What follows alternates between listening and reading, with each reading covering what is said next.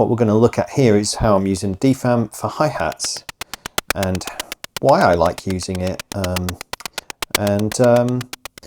Yeah, I'll just go through how I've got it set up at the moment, because it's currently playing and it's using the clock output here from Pamela's workout, which is just going into the advanced clock input there. And what that does is it essentially tells it what BPM to go at. So when we hit run, it's now looking at that input, as opposed to when we take it out, it's looking at the internal clock there. There we go. Now the one thing about that is I haven't got a reset or anything like that. So when I press stop on Pam's, it'll stop there. When I press play, it'll continue from there. If I press stop there, it'll continue from there. So it never goes back to the beginning unless we advance it to the beginning, and then it'll go from there. It's not a big issue. And in fact, I like the fact that it sometimes starts at different places, because you come up with, well, your grooves that you set for it, which we're going to look at in a second, find themselves sitting in a different place with your other stuff, with your kick drum. So let's have a look at this. Let's have a look at why I like it. And I'm just focusing on using the noise output here today, as opposed to the oscillators. You can use those, but we're really going to focus on the noise, which we've got going on here. So just taking the VCA output here, and just taking it into my little mixer, which goes to the speakers. And right away we've got the decay to play around with on that VCA. And you may hear some movement there, and that's because I've got the hi-hats running through the lead presser over here, my Voicers, and I've got the sidechain input coming from my kick drum. So it's just slightly turning it up and down. I'll put the kick in.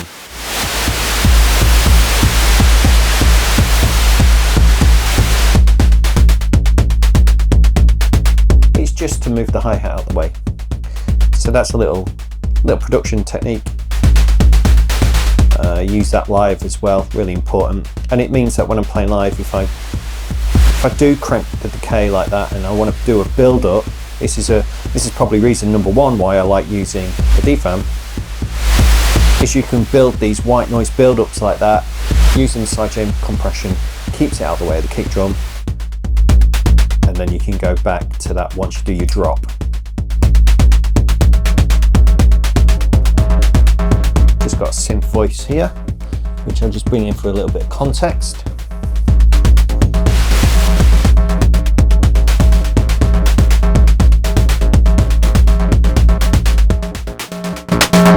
Nice.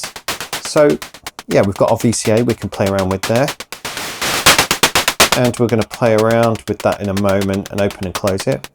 But in terms of shaping this, we've got so much we can play with, because the noise actually goes through the filters section, which we can have as high pass or low pass. I've got it in high pass at the moment, and by using that resonance and finding the right place in the cutoff, we get much sharper kind of hi-hat sounds. So you can kind of have quite dull white noisy ones, or you can find yourself there. And playing with the VCF envelope generator amount, you can further tweak that.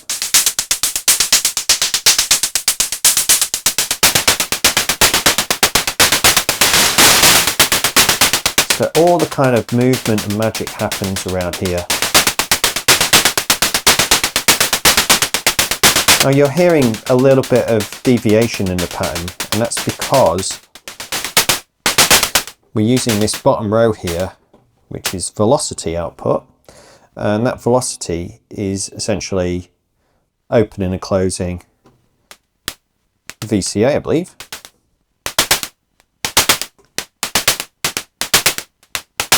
So we can build our grooves.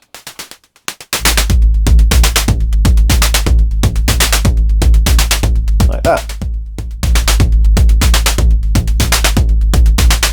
So as I mentioned before, if we press stop, and start it from there, the kick drum's going to start back at the beginning, but this is going to continue from there. So now that hi-hat groove's going to be in a different place,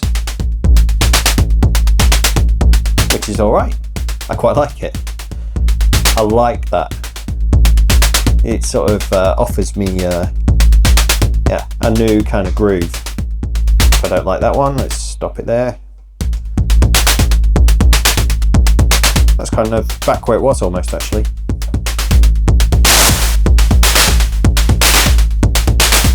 Yeah,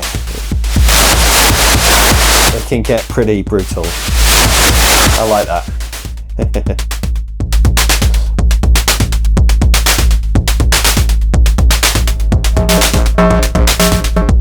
Now we've got this whole other row here of pitch, which I'm not using because I'm not changing the pitch of anything.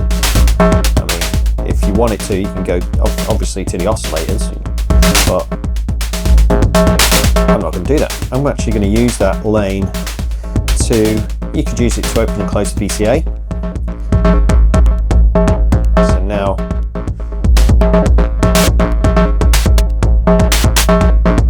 you kind of got a combination of the two rows working together now.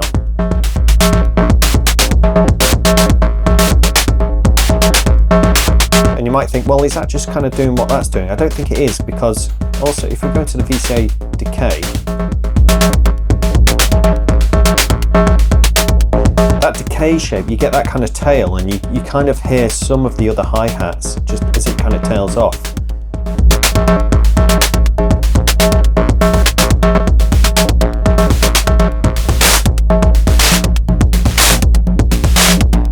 Of course, you can kind of use that as an accentuation and kind of create a snare if you want. I don't tend to use snares in my music. I kind of find that snares kind of slow things down.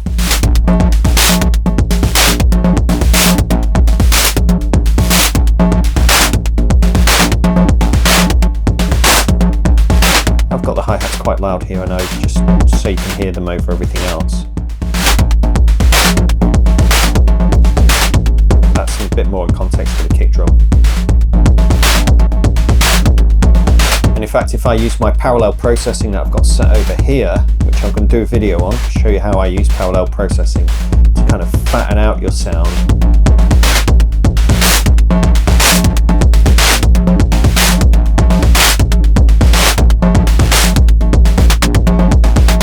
You get that.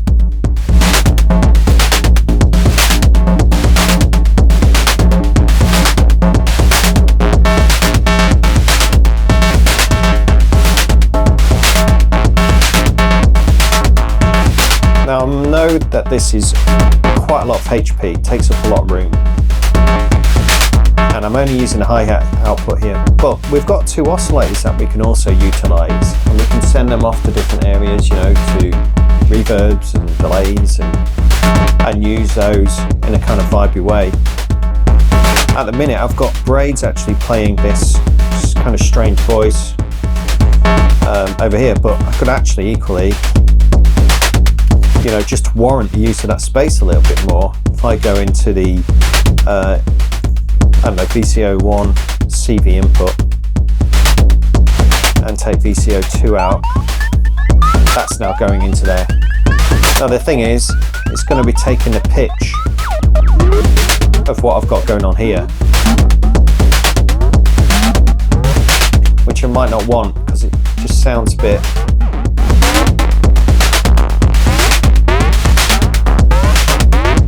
I don't know, a bit sort of kiddie-ish. So I tend to use like the hard sync and VCO2 a little bit sometimes, just to make the sound a little bit harder.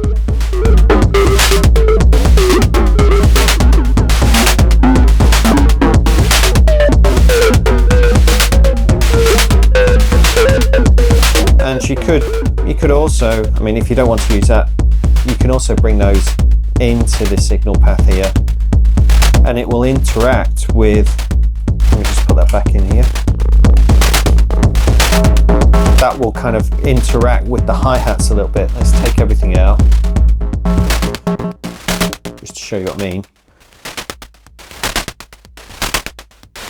You hear how the hi-hats break up a little bit by introducing these VCOs, and because they're so low, they're kind of breaking up that hi-hat a little bit. You can hear it more there.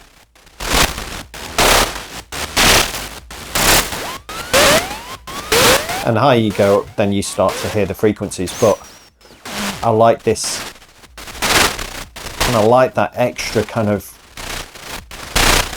aggression it creates. It's quite nice.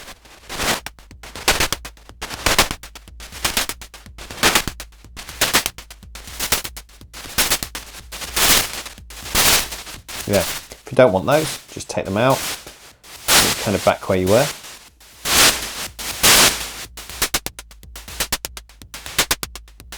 And if you don't want to use that control over the VCA, just take it out and you're back there.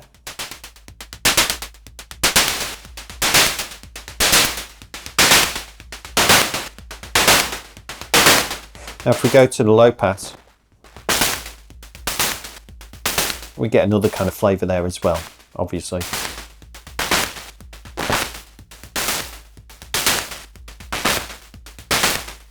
So you can go from these kind of harsh, noisy kind of hi-hats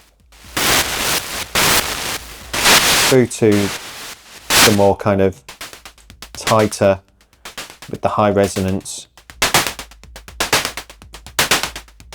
Find that place where it's got more bite now. Yeah, a bit more sort of 909-y. So yeah, I like just how variable it is and kind of performance orientated it is as well. So I don't mind it so big just because of those reasons, and the fact that you've got the oscillators you can use as well.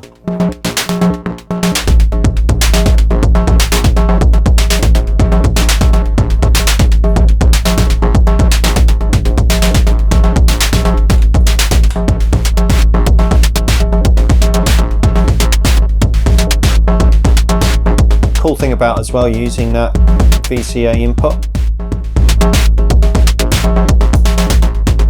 is you can tweak that while it's not plugged in and try and imagine what that groove is going to be, and then activate it.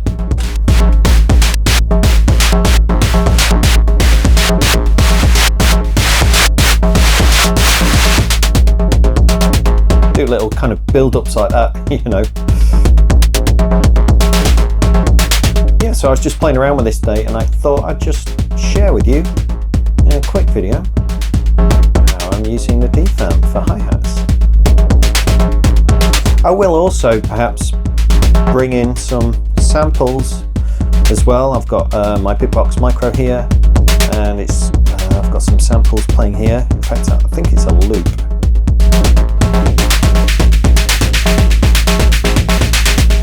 That isn't quite in time with the music. It's a little bit out. I think it's a little bit too fast. But I like the combination of the two.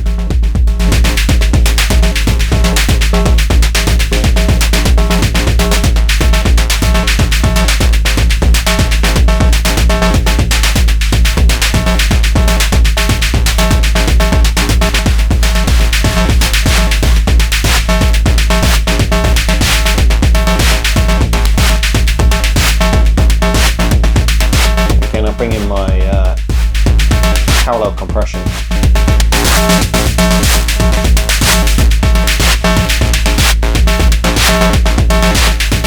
And everything is banging now.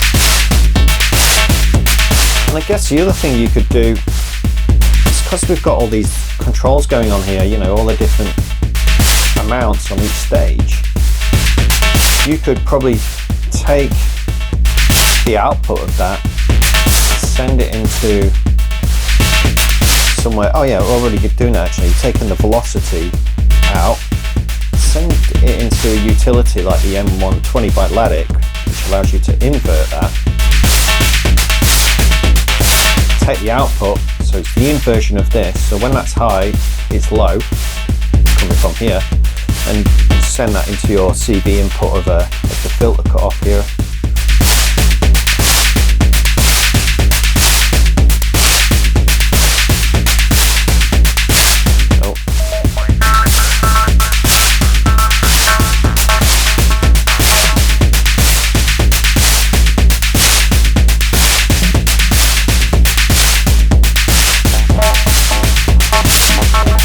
Whenever it's high there, it's low on the filter and vice versa. So you get this kind of automatic side chaining going on, if you like. It kind of moves your synth sound out of the way when there's a hi-hat.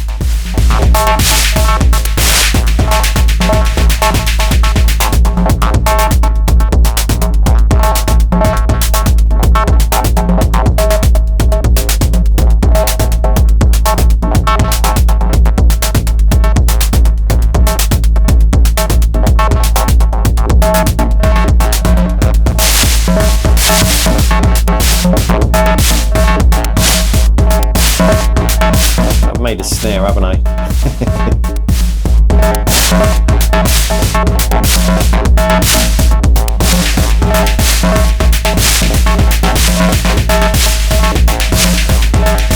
Yeah.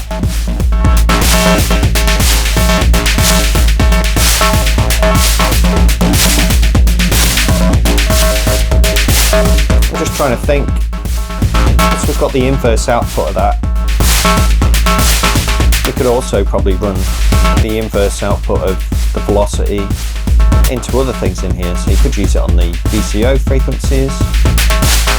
You could, it's not going to really work if we go into the VCA CV as well. It's just going to do that because we're kind of controlling the VCA anyway. There is the noise level. And to my ears, definite snare in here now, isn't there? Caused by that. But I'm pretty sure sometimes I've found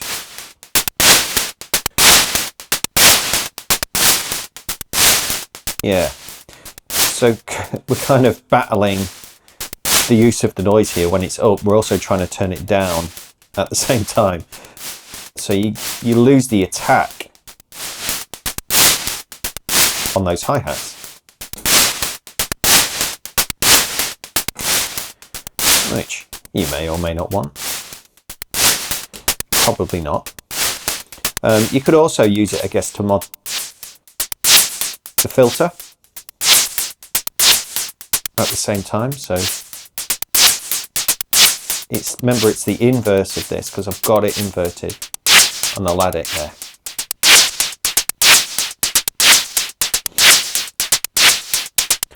I suppose you could use it on the tempo if you was not using the external clock, but that would just make it kind of like a wonky tempo.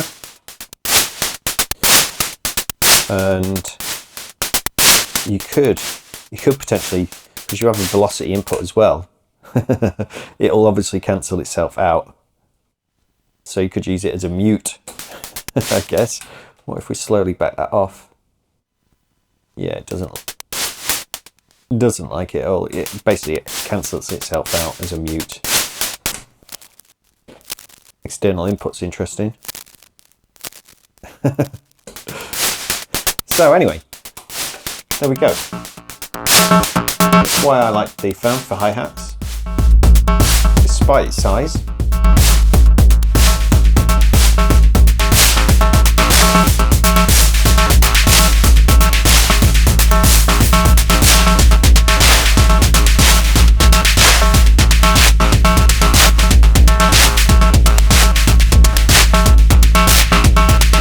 Love to know how you're using DFAM. Got any different uses for it? If you're new to this channel, do give it a thumbs up and a like and all of that. It's really appreciated.